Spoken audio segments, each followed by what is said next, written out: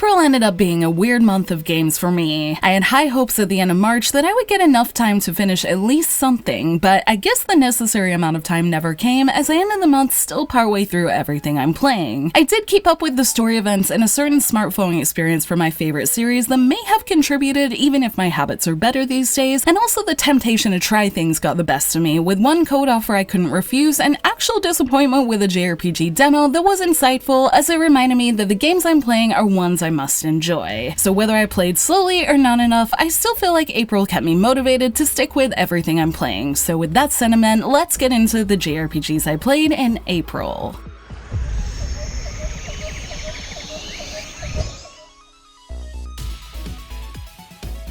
I was going to give JRPGs of the month to the next game in this video, but if I really think about it, Final Fantasy VII Rebirth has been a great title to have as the biggest and most consistent part of my gaming time recently, even if I'm likely still behind most. After having a little trouble with the boss as I continued, I've been taking my time to run around and do side quests recently in my current favorite open world, and whether it be helping Chadley or jumping around, I've been loving learning more about the world and mechanics that will hopefully help me once I continue the main campaign. I feel especially motivated to take this slow time with it, as apparently once I leave the town I'm in, I can't return. Thanks to these detours, I do feel like my ability to use and work with the combat system has gotten much better, as I'm feeling close to the level of smoothness I was feeling in the Yuffie episode of Remake, so I'm hoping this questing time pays off, and in any case, it's an incredibly fun world to adventure in. On a slightly more linear note, I've been keeping into InterMISSION as well, although in April I probably only completed a couple of things in it just to keep it fresh in my mind, as it wasn't my main priority. I will say I was happy to be playing it though, especially when it was referenced in Rebirth, and I felt good having that little bit of extra context for its related scenes that I plan to stick with. As I keep going, I hope it keeps giving me the lore I'm looking for and makes when I get my favorite spunky ninja that little bit more exciting. I hope those of you playing Rebirth or any Final Fantasy VIIs are still enjoying it too, including Ever Crisis that I nearly played last month because of its cute Easter costumes that I'm pretty sure I missed. And in any case, I hope to have more success playing in May, especially as I have some downtime so I can give more in-depth thoughts on Rebirth soon. A pleasant surprise in April was getting the chance to play Eiyuden Chronicle's 100 Heroes thanks to a code, which I'm excited to get into properly one day now that I've tried it. When I was making my JRPG plans last month, I became a little more interested in Eiyuden after seeing its trailers that showed it in a more complete form, and the voice acting and amount of characters and potential stories in it did get me keen. So when the opportunity to play it even just a little came up, I took it, and I'm pleased to say what I tried confirmed it's a game I want to play. It's giving those Octopath Traveler vibes visually, with lots of charming writing even in its first moments, and paired with good voice acting made it more appealing to me. While I know I definitely have more party members to find, the combat seemed fun enough so far too, with it likely getting even more fun as you find more characters that suit how you want to play. I'd be curious to hear how you guys are enjoying it if you tried it, and for me, it left a good impression with impactful music and that 2D, 3D atmosphere that I'll play with in full someday, and I'm very thankful I got to try it to add to my list of things worth coming back to from this year so far.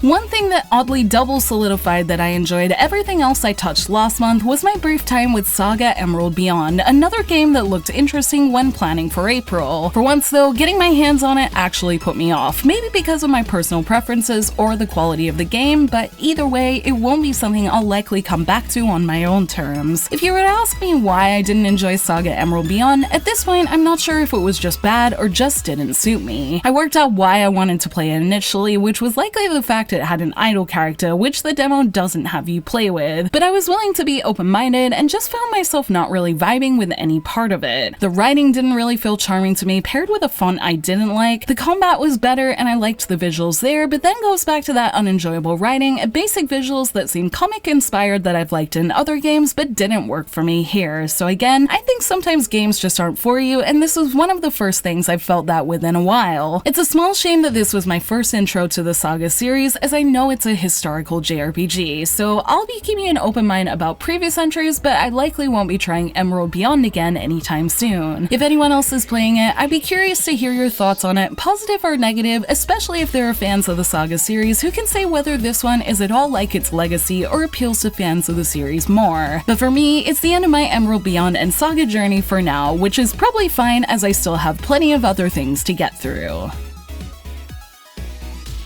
Thanks to portability, I was able to keep up with my other staples too, with the least portable one in this set probably seeing the least of my time in April, but I did the best I could. And with some experiences more demanding than others, longtime watchers can probably guess which of these games got the most playtime, but with all these titles failing quality, I'm still happy to continue playing these since last month and into the next. Granblue Fantasy Relink has been a console game I've been chipping away at, but actually ended up stalling myself in April for a kind of funny reason. It started giving me tips whenever I went to the save crystals about combat in Chapter 5, which I thought was directly related to my party's current ability, especially since I hit some low HP moments in the boss battle prior. That made me spend the little time I had in Relink going to town and leveling until I realized recently that I think these tips are just randomized, so I can probably continue the story next time I play. It was a little nice to get into things like the Fate episodes though, and raising stats certainly can't hurt, so I'll be getting more into that hopefully this month and maybe actually seeing the end. The next console experience I've been playing is Trails to Azure, and while I'm still in the same relaxed chapter, I can feel the story gearing up just a little, so I'm sure big parts of it are coming soon. Before that though, the fun nature of the chapter I'm in meant I could enjoy lots of character events and missable Easter eggs that are such a staple of why I love the Trails series, and see me appreciate these things more in other games too, making me think it's helped shape me into the type of lore-loving player I am today. Things like a little someone chiming in when Lloyd fishes made my time with it feel really special, so I can only hope I get more consistent time with it in May to keep enjoying it. Finally, you know I've been keeping up with Atelier Resleriana, not perfectly, with me occasionally during events just unlocking the stage with 3 materials and using that until I get time to dive in properly, but I did manage to keep up at least with all story events, including the 3-part Resleriana Academy one on JP that was very heartwarming and interesting as an alternate story in an already alternate world. I'll be catching up on the Mari New Year event this week on the English server, and I'm finding it a little amusing that the timing of these events feels a little funny as they're just totally off, but that is the nature of things as they keep the event timing and release schedule pretty much the same, just on a delay thanks to its later release. I'm crossing my fingers to see a little bit more of the main story this month, which is something I feel about all these games as I continue, so I hope to keep making progress as this month gets underway.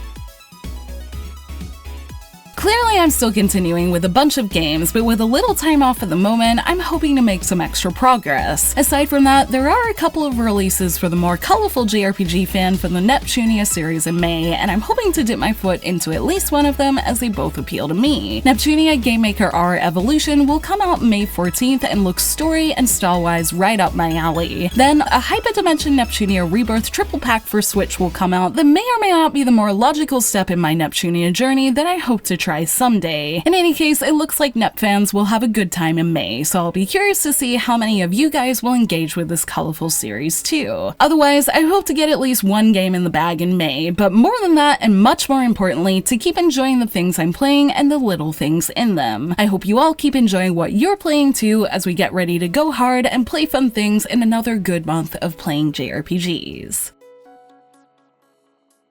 Thank you for watching this video. Let me know in the comments below what you played in April and what you plan to play this month. You can like and share this video if you enjoyed it, subscribe to my channel for more JRPG content like this, and ring that bell to get notifications on whenever I post so you don't miss a thing. You can check out more videos here, and you can find me on social media on X, Facebook, and Instagram, all at JRPG Jungle. Links to those will be in the description below. Thank you to 505 Games for the Eiyuden code, and until next time, thank you, bye!